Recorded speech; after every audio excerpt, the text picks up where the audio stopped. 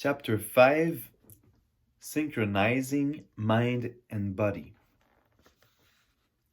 Synchronizing mind and body is not a concept or a random technique someone thought up for a self improvement. Rather, it is a basic principle of how to be a human being and how to use your sense perceptions, your mind, and your body together. The expression of basic goodness is always connected with gentleness, not feeble, lukewarm, milk and honey gentleness, but whole-hearted, perky gentleness with good head and shoulders. Gentleness, in this sense, comes from experiencing the absence of doubt or doubtfulness. Being without doubt has nothing to do with accepting the validity of a philosophy or concept. It is not that you should be converted or subjected to someone's crusade until you have no doubt about your beliefs. We are not talking about doubtless people who become evangelical crusaders, ready to sacrifice themselves for their beliefs. Absence of doubt is trusting in the heart, trusting yourself. Being without doubt means that you have connected with yourself, that you have experienced mind and body being synchronized together. When your mind and body are synchronized, then you have no doubt. Synchronizing mind and body is not a concept or a random technique someone thought up for self improvement. Rather, it is a basic principle of how to be a human being and how to use your sense perceptions, your mind, and your body together. The body can be likened to a camera and the mind to the film inside the camera. The question is how you can use them together. When the aperture and the shutter speed of the camera are properly set in relation to the speed of the film inside the camera, then you can take good, accurate photographs because you have synchronized the camera and the film.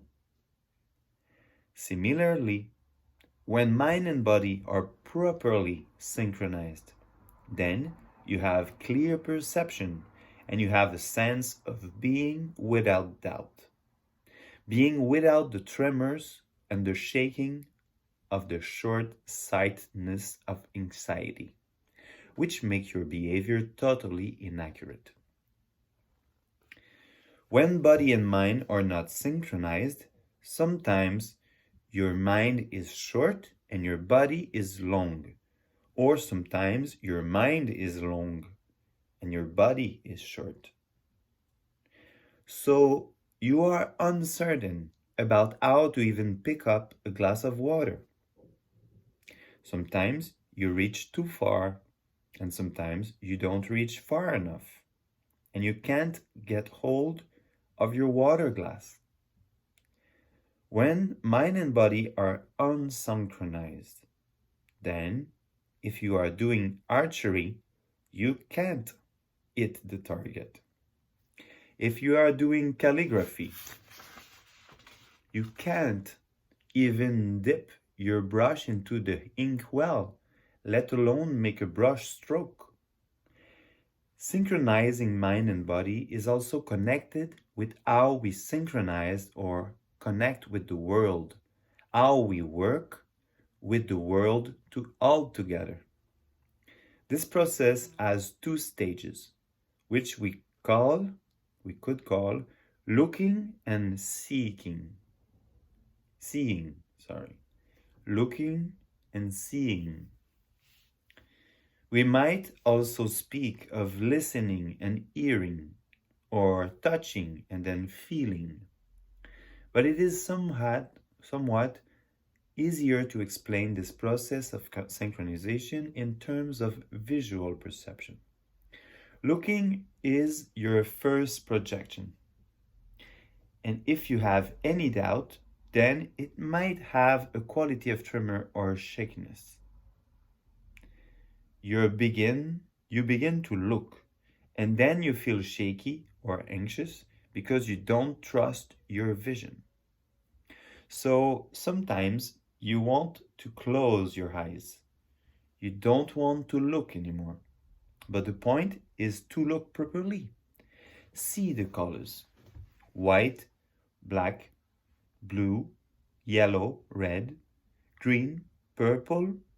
Look. It is your world. You can't not look. There is no other world. This is your world. It is your feast. You inherited this. You inherited these eyeballs. You inherited this world of color. Look at the greatness of whole thing. Look. Don't hesitate. Look. Open your eyes. Don't blink. And look, look, look further. Then you might see something, which is the second stage. The more you look, the more inquisitive you are, the more you are bound to see. Your looking process is not restrained because you are genuine. You are gentle. You have nothing to lose and you have nothing to fight against. You can look so much, you can look further, and then you can see so beautifully. In fact, you can feel the warmth of red and the coolness of blue and the richness of yellow and the penetrating quality of green all at once. You appreciate the world around you. It is a fantastic new discovery of the world. You would like to explore the entire universe. Sometimes, when we perceive the world, we perceive without language. We perceive spontaneously with the pre-language system, but sometimes when we view the world, first we think a word and then we perceive. In other words, the first instance is directly feeling or perceiving the universe. The second is talking ourselves into seeing our universe. So either you look and see beyond language as first as perception, or you see the world through the filter of your thoughts by talking to yourself. Everyone knows what it is like to feel things directly.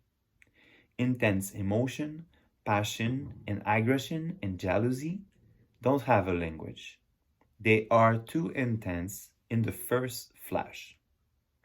After the first flash, I love you, or you say, should I love you so much? A little conversation takes place in your mind.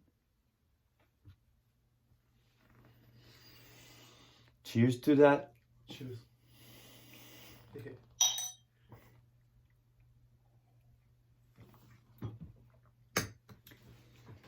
Synchronizing mind and body is looking and seeing directly beyond language.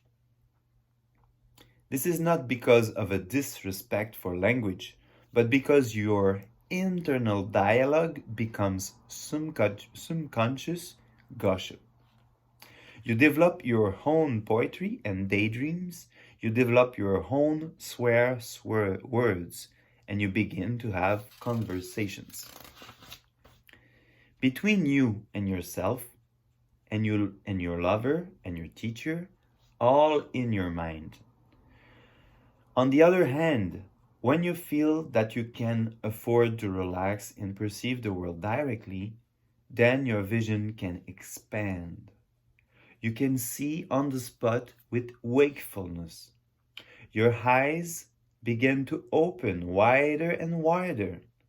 And when you see, that the world is colorful and fresh and so precise, every sharp angle is fantastic.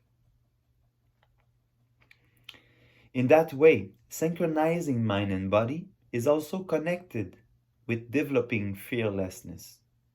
By fearlessness, we do not mean that you are willing to jump off a cliff or to put your naked finger on a hot stove. Rather, here, fearlessness means being able to respond accurately to the phenomenal world altogether, and simply means being accurate and absolutely direct in relating with the phenomenal world by means of your sense perceptions, your mind, and your sense of vision.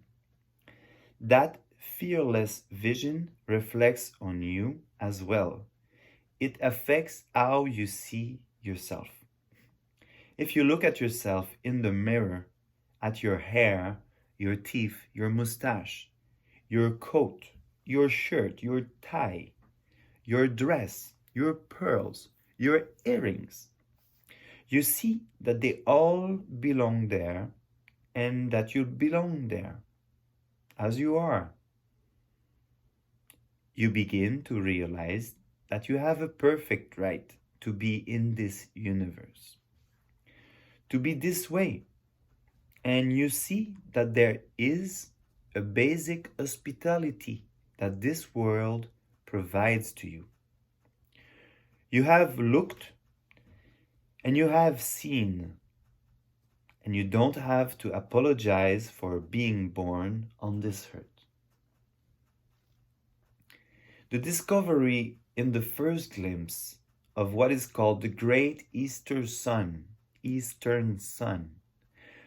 When we say sun here, we mean the sun of human dignity, the sun of human power.